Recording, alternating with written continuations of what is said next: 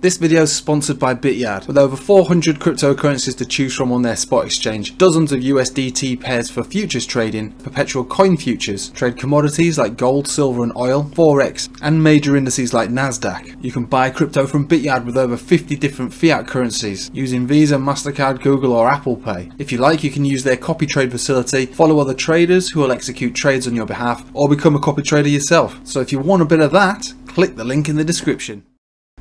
Hello everybody, welcome back. So just to have a look at Bitcoin today, because Bitcoin's doing something. We were talking about it on the stream last night. For Patreon members, I suggest you join up because this is something we were looking at, and this could be where we bounce from, basically.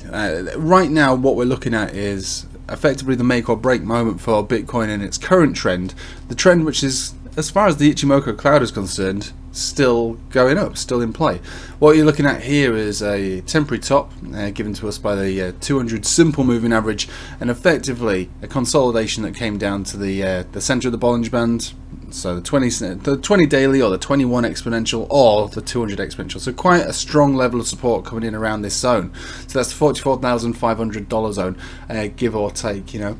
And we were talking about that. I think I was mentioning it on videos anyway, but we made a big deal of it yesterday, suggesting that, you know, this could be the entry of all entries, or the buy of all buys, the bounce of all bounces, or it could be absolute devastation, you know, felt by all.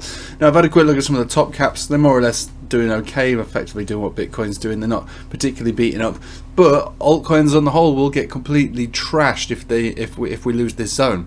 So this is 44,500 on the daily. Go to the weekly, you can also see that area is the 21 exponential as well, give or take, you know, and the 20 simple, which is effectively the center of the Bollinger Band.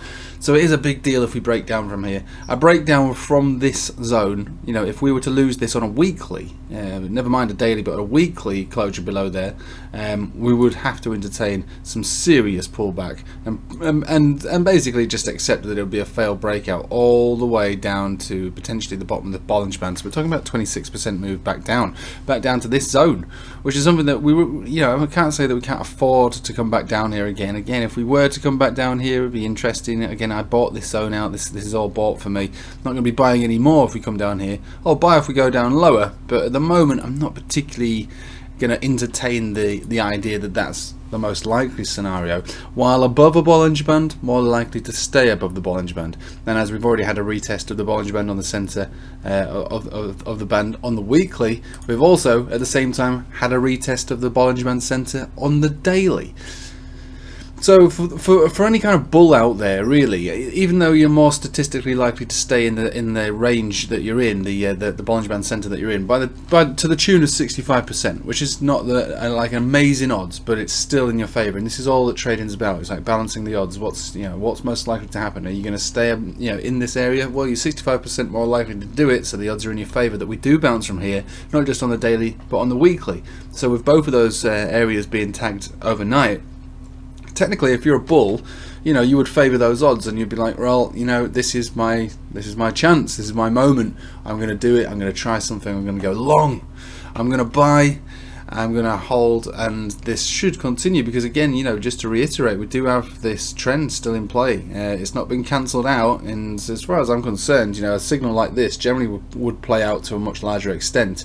You know, it doesn't tell you where the top is going to be. It tells you where the top has been when it's already been put in, but you normally get a really decent sized portion of price action in between. If we were to break down from here and get the cancellation signal, if it were to happen today or over the next few days, we wouldn't get cancelled out until we go down below 40,000, and that's not normally how this signal would play out. Yeah, I mean, of course, there's no indicator in the world which is absolutely 100% bang on. You know, never gets you in a bad trade. But this one, you know, in all my time of trading, you know, trying all different kinds of things that you know, just tons of different, just trying loads of different things. The reason I like the Ichimoku cloud is because it's the most reliable, as far as I'm concerned. I mean, people can look at Elliott waves or whatever, and yeah, sometimes those Elliott waves play out really, really well. They spot tops, they spot bottoms. But what, you know, you could have two people study and implement Elliott waves, and they'd have two different outlooks depending on the Elliott wave. So there's no perfect science to this, but like I say, I've tried many things over the years that I've traded, And the itchy cloud has always been the better one, and so when I see one of these signals I get particularly excited and I trust it. And yeah, on a daily as well is a very good place to have had the signal. So I'm in favour of this actually bouncing from here. Alright, I am in favour of that. I think it's more likely that we bounce from here, like I say, statistically more likely on the Bollinger Band strategy, which is a very basic and, you know, kind of risky. 65% is not great, but it's still good. It's better than nothing. And we're still playing out this trend which has been formed at this area here, at this candle body open here, which was at 42,850. So as far as I'm concerned, it is actually going to bounce and it will continue up. Go down to the, not the 6 hourly, just the 4 hourly, and we'll wrap this video up. There's no need to beat around the bush.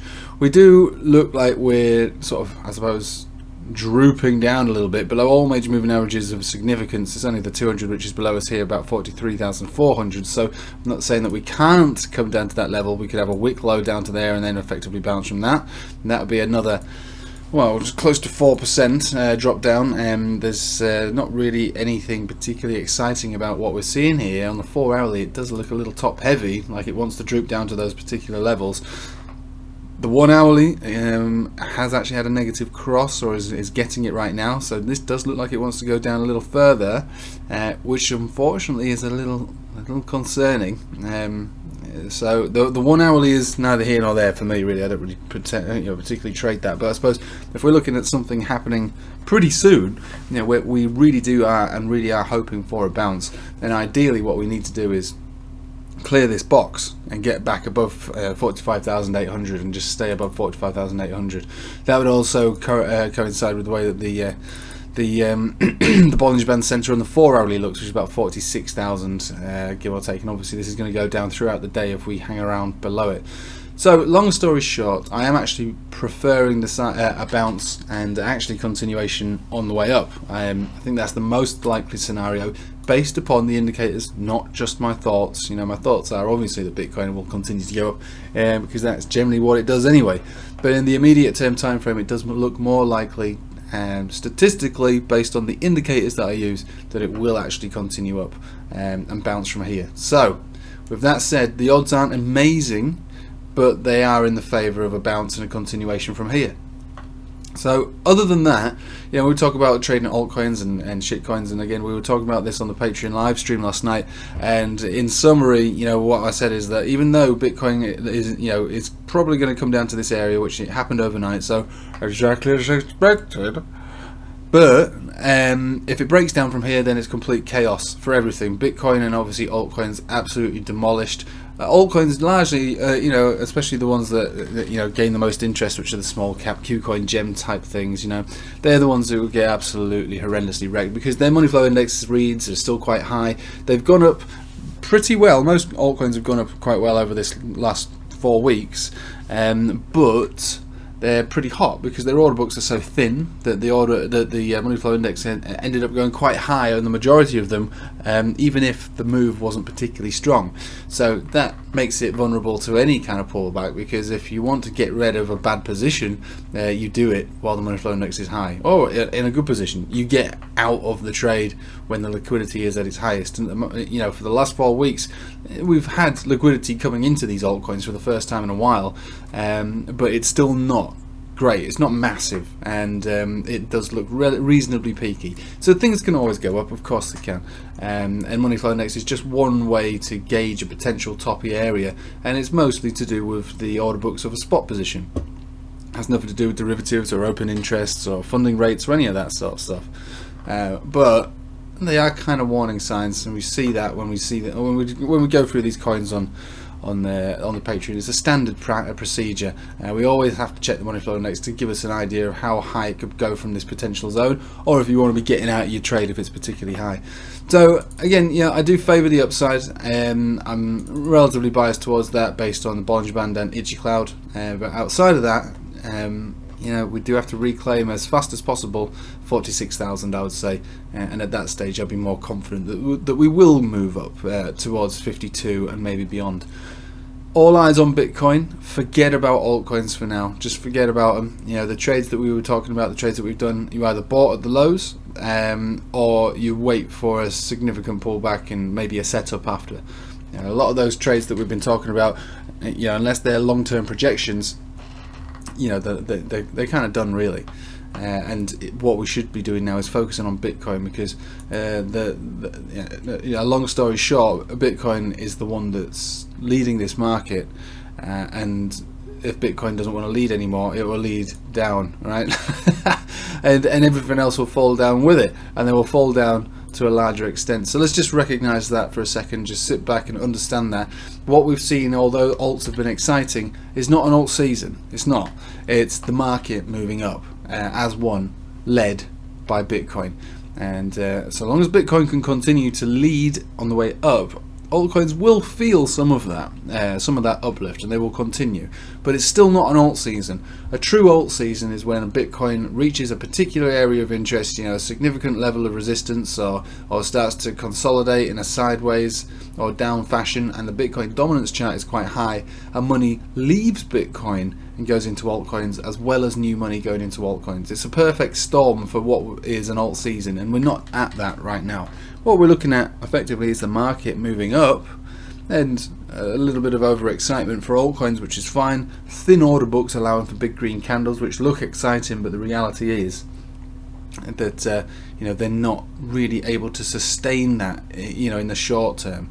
The market it's not that environment right now. It's not. The environment is one of Bitcoin and everything else following. Right, I'll leave it with you there. A bit of a simplified overview, but that is basically the deal. Let's focus on Bitcoin. Hopefully we don't close weekly or dailies, actually, even below 44,500. And again, closures are what count. Wicks are wicks. Closures, that's what it's all about. Right, thanks for watching, guys. Hope you have a nice day. Take it easy.